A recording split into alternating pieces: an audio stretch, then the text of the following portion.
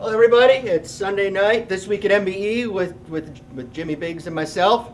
So you can see the machines aren't running. We are in changeover. So this machine will go on to doing billet Big 9 intake manifolds, and then the other machine will go on to running Big 9s.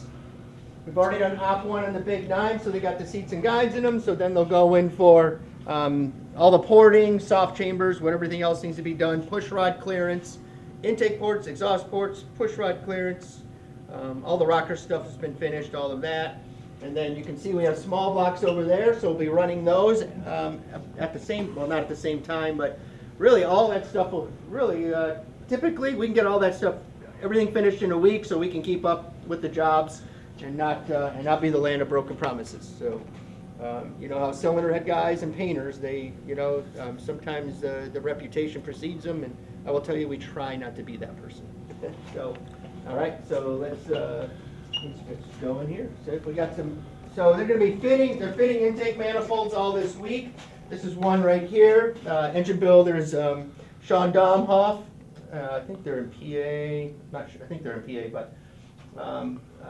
They've been in business like 50 years, so these guys definitely know what they're doing.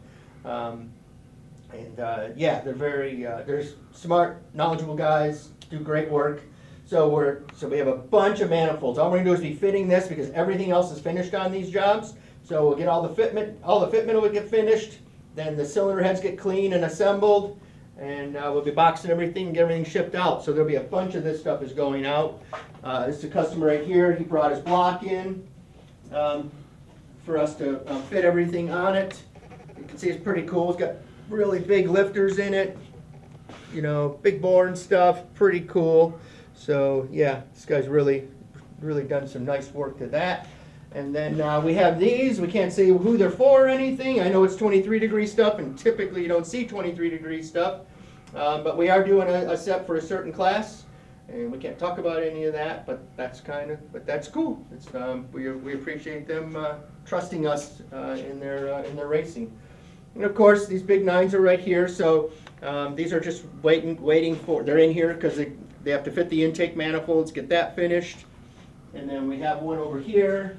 Just a cast manifold that we ported. So you can see we had to add some weld and we had to add some weld on the inside too to get the manifold to fit perfect. But yeah, this is the job. Ian ported the cylinder heads, a set of 18-degree Big Chiefs that really had seen. They just really never had any good work done to them, but they do now. And this customer's really going to run great. I really can't wait till he just starts it up. It's going to sound different. Everything will be just significantly better. And then, of course, we have the other billet manifolds right over here. So all the Big 9s right here. Some of these are 9/8 decks. Some of these are 10/2s. And then, of course, we have the small block right here. So anyways.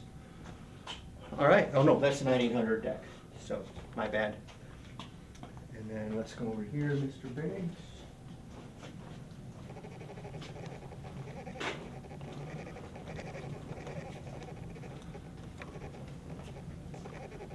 And we have a project right here. We can't talk about that, so we won't.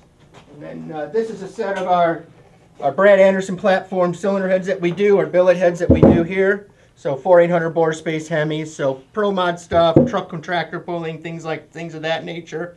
Very popular. We do really good, especially with the truck and tractor pullers with the blown Hemis in them. Yeah, awesome. So this one had a valve break, so not a big deal. You can see the carnage went through this cylinder too, and more than likely, if you went by firing order, you can see how the event happened. This broke, then this one's probably next, and then it pulled all the crap that went to the manifold into this cylinder. Firing order will tell you a lot.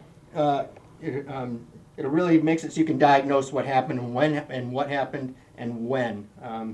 Really helps. Yeah, you can really find out a lot. But we're showing this because when these get finished, honestly, they'll look like a brand new set of heads. So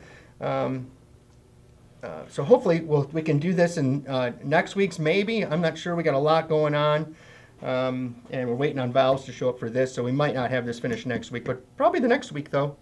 But yeah, just wanted to show this. It looks horrible, but it's not. This will not be a big deal to fix. Always remember when you break something like this, if the plug is tight when you're pulling it out, stop. Do not pull the plug out. Leave it in there. If you leave it in there, we can actually, what happens is a piece of shrapnel will hit the spark plug thread, and it'll just smash it.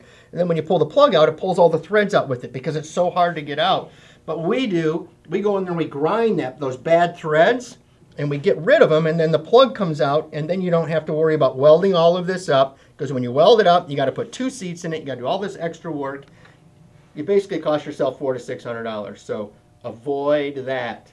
A lot of times when we see this, we have racers. I mean, these are expensive engines, $130,000 engines, I would guess, that are having people pull out plugs, spark plugs that really don't have enough experience. And you really should have your best guy pulling out the plug. We see it a lot, and a lot of people take it for granted. Oh, it's just a plug, pull it out, but it's not. Just don't do that, please. Anyways, so that's my lecture for the day. Well, then they get a certificate for your education course, right, with the invoice?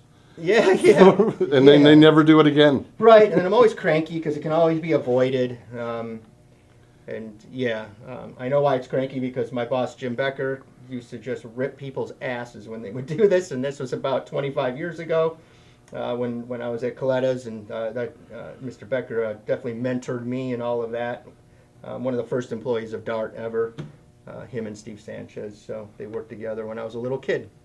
Anyway, so we got a bunch of valves came in and everything, so we got a bunch of stuff to be going together next week too, as each one of those manifolds gets finished with the fitting of them, which the fitting, there's not much to do there, so that goes pretty quick. Then as that gets done, then that project gets washed, it gets assembled, and you just start knocking them out. It'll be good, and not rushing or anything like that. We have Dave Selbig does all of that because he's the most meticulous person, one of the most meticulous people I've ever been around, and that's why we want him to see everything last, because all he does is just make us good, make us great. Here's a set. These are finished, so it can say clean and shipped, so these are ready for final clean. Then we'll assemble them. That means the manifold is finished, everything, and that means that we have the valves for this. So Mr. Kelly's will be, I'm guessing, is ready to ship because it says that on there. But this is a set of max pull 18s. See, we got the serial number on there, right there.